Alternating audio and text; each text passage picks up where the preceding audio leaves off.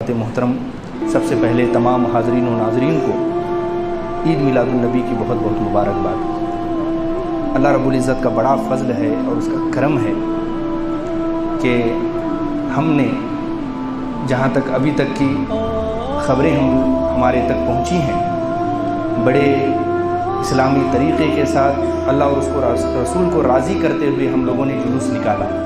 اس میں کوئی بھی بدتمیزیاں نہیں ہوئی، خلاف شرع کاموں کو نہیں کیا گیا۔ یہ اللہ کا بہت بڑا فضل ہے۔ بعض لوگوں کی طرف سے یہ باتیں سننے میں میرے آئی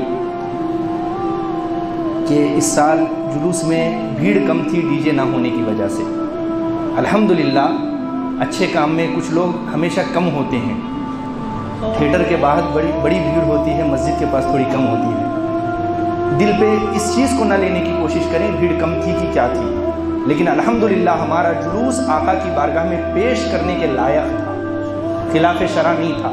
یہ ہماری سب سے بڑی کامیابی ہے کہ ہم لوگوں نے ایسا کوئی کام اس میں نہیں کیا کہ جو حضور کے دل کو دکھانے کا سبب بنے، ایسا ہم نے کام نہیں کیا۔ لیکن ایک شکایت اور رہ گئی ہے جو توجہ سے سنیں، اگلی مرتبہ ختم کرنے کی کوشش کریں۔ میں ضدی آدمی نہیں ہوں، سمجھانے والا آدمی ہوں۔ وہ یہ کہ نعرے ابھی بھی غیر مناسب لگائے جا رہے تھے۔ توجہ سے بات سنیں، غیر مناسب نعرے لگائے جا رہے تھے۔ بھائی جب سلطان کا جلوس ہے تو غلاموں کے نعرے اس میں نہیں لگتے۔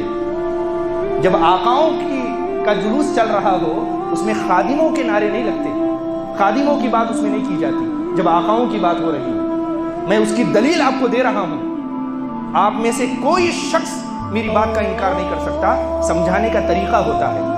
جب حضور دنیا میں تشریف لائے، بڑے بڑے انبیاء حضور سے پہلے گزرے تھے، ان کی کتابیں بھی تھی، ان کی شریعت بھی تھی، ان کا دین بھی تھا، ان کے ماننے والے بھی تھے۔ لیکن جب حضور آئے تو سارے دین منسوخ ہو گئے۔ جب حضور آئے ساری کتابیں منسوخ ہو گئی۔ جب حضور دنیا میں آئے سارے نبیوں کے کلمے منسوخ ہو گئے اور اعلیٰ حضرت کہنے پہ مجبور ہو گئے کہ بجھ گئی جس کے آگے سبھی مشعلیں، شمع وہ لے کے آیا ہمارا نبی۔ میرے دوستو، جس نبی کے آگے دوسرے نبیوں کی شریعتیں ختم ہو رہی ہیں، کیا اس نبی کے آگے آپ اپنے نعرے ختم نہیں کر سکتے؟ آپ اپنے نعرے نہیں چھوڑ سکتے؟ دوسرے نبی اپنی شریعت چھوڑ رہے ہیں اور مصطفیٰ کی شریعت پر عمل کرنے کی دعوت اپنی امت کو دے کے جا رہے ہیں، اور ہم نعرے نہیں چھوڑ سکتے؟ نعرے جب موقع ہو تب لگائیں۔ اگر آپ کا گلا بیٹھ جائے تو ہم جیسے لوگوں کو نعرہ لگانے کے لیے بلائیں، ہم آپ کی مدد کے لیے آئیں گے۔ لیکن جب سلطان کا جلوس چل رہا ہو تو صرف سلطان کی بات ہونی چاہیے۔ جب آقا کی بات کا جلوس چل رہا ہو تو اس میں آقا کی بات ہونی چاہیے۔ تسلی ہے الحمدللہ۔ یار جب اللہ دین اپنی کتابیں، وہ بھی اللہ ہی کی کتابیں تھی، توریت، زبور، انجیل، یہ سب کس کی کتابیں تھی؟ کسی بندے کی کتابیں تھی؟ اللہ کی کتاب تھی۔ لیکن جب قرآن آیا ساری کتابیں منسوخ ہو گئی، بغل میں دھری کی دھری رہ گئی۔ چلے گی تو صرف اس کتاب کی چلے گی۔ جب محمد رسول اللہ صلی اللہ علیہ وسلم دنیا میں آئے سارے نبیوں کے کلمے دھرے کے دھرے رہ گئے۔ کلمہ چلے گا تو مصطفیٰ جان رحمت کا چلے گا۔ اسی طرح جب میلاد النبی کا جلوس چلے گا، ضد میں آنے کی ضرورت نہیں۔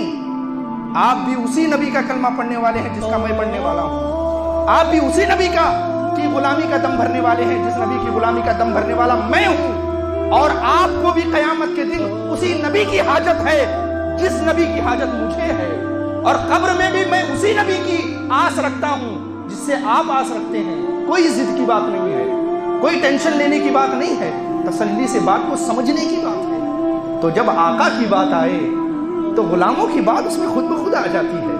سرکاروں کی جب بات آئے وہاں ضد نہیں کیا جاتا۔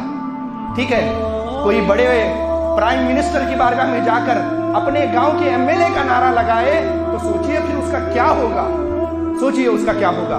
اور یہ بات میں اس لیے کہہ رہا ہوں، پورے وسعت کے ساتھ کہہ رہا ہوں، یہ بات اس لیے کہہ رہا ہوں کہ جن کے نعرے آپ لگا رہے ہیں ان کی روح بھی قبر میں تڑپ رہی ہے کہ سرکار کا جلوس جا رہا ہے اور مجھ جیسے خادم کا نعرہ آقا کے سامنے لگایا جا رہا ہے۔ یہ ان کی روح بھی تڑپ رہی ہے، یہ ان کی روح بھی تڑپ رہی ہے۔ شاید آپ کو احساس نہیں ہے، اللہ نے مجھے احساس دیا ہے، میں آپ کو بتا رہا ہوں۔